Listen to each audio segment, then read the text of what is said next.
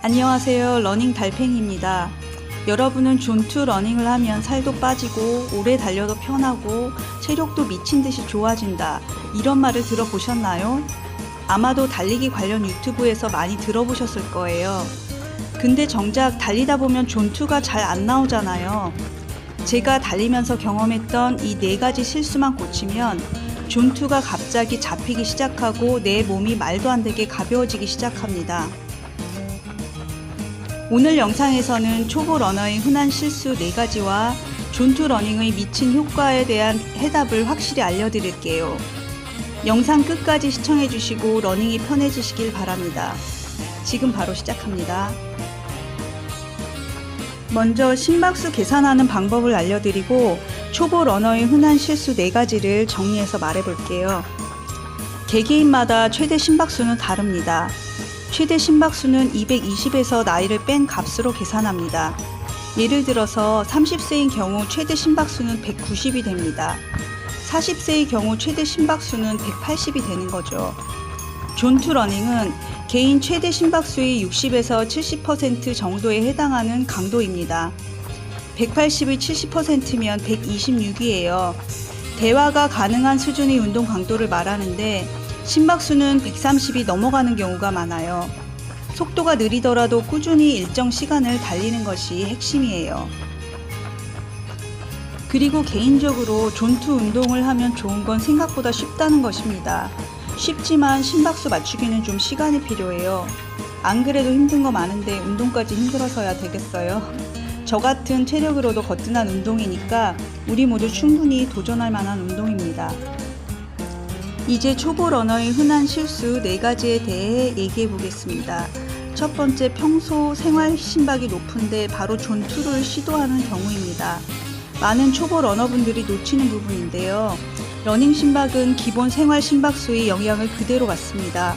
평소에 커피 자주 마시고 수면 부족하고 스트레스 많고 운동 거의 안 하는 상태라면 가만히 있어도 생활 심박이 80에서 90을 넘어가는 경우가 많습니다.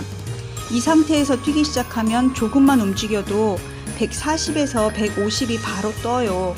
이걸 내가 러닝을 못해서라고 오해하지만 절대 아닙니다. 생활 심박이 안정되지 않으면 존2는 절대 안 잡힙니다. 그래서 초보일수록 걷기 플러스 조깅 혼합으로 먼저 생활 심박을 낮추는 과정이 필수입니다. 두 번째로, 조금만 천천히 뛰면 되겠지 라고 생각합니다. 존2 러닝을 처음 시작하면 거의 대부분 이렇게까지 느리게 뛰어야 해 하고 생각합니다. 그래서 대부분 내 기준이 느린 속도로 뛰기 시작해요. 문제는 그 속도조차 이미 존 3, 4에 들어가 있다는 것입니다. 초보는 조금만 뛰어도 심장이 폭발적인 반응을 보입니다. 그래서 초보의 존2는 뛰는 것 같은 걷기 수준까지 일부러 낮춰야 맞습니다. 내가 너무 느린 거 아니야? 이 생각이 들면 거의 100% 존2입니다. 세 번째로, 워밍업 없이 바로 뛰기 시작한다는 점입니다. 워밍업 없이 바로 뛰면 몸이 준비되지 않은 채 갑자기 강도 높은 자극을 받게 됩니다. 그러면 신체는 곧바로 방어 반응을 보여요. 그 결과 심박이 순간적으로 확 올라가죠. 실제로 워밍업 5분 정도만 추가해도 심박 안정성이 20에서 30 정도 낮아지는 분들이 많습니다. 네 번째로, 몸이 피곤한 상태에서 존2를 시도한다는 점입니다. 초보 러너는 체력의 기초가 없기 때문에 피로 누적의 영향을 그대로 받아요. 전날 잠을 제대로 못 잤거나 술을 마셨거나 스트레스가 심했거나 근육이 뻐근하거나 이런 날은 무조건 심박이 과하게 올라갑니다.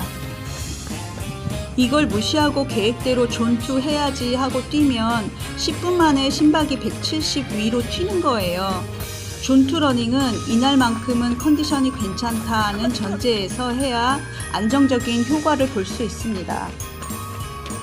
다음은 제가 새로 알게 된 존2 러닝의 미친 효과에 대해서 얘기할게요. 초보 러너가 초반에 힘든 이유는 몸이 아직 효율적인 에너지 시스템을 사용하지 못해서입니다. 하지만 존2를 꾸준히 하면 이런 점이 좋아요. 좋은 점 4가지로 정리해봤습니다. 첫 번째, 지방 연소 효율이 높아집니다. 존2는 지방을 태우는 능력이 가장 높은 구간입니다.